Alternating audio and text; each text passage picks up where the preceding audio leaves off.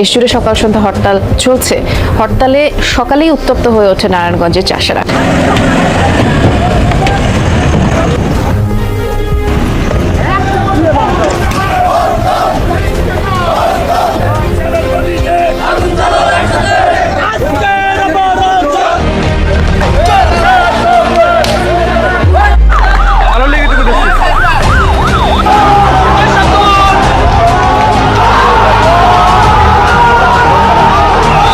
দুটি যানবাহনকে ভাঙচুর করেছে, শুধু ভাঙচুর করেছে তা না, আগুন দিয়েছে।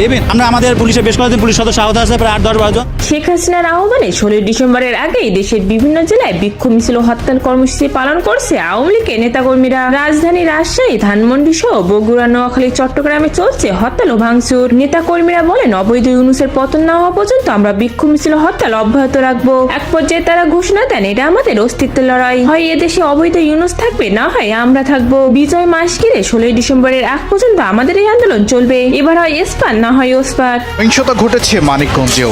আন্দোলনকারীদের সাথে পুলিশের ধাওয়া পাল্টা ধাওয়া হয়েছে। পরিস্থিতি নিয়ন্ত্রণে ছোড়া হয় টিয়ার শেল ও সাউন্ড গ্রেনেড।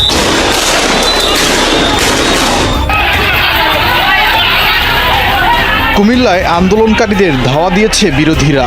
এ সময় গুলিবর্ষণ ও ককটেল বিস্ফোরণের ঘটনাও ঘটে।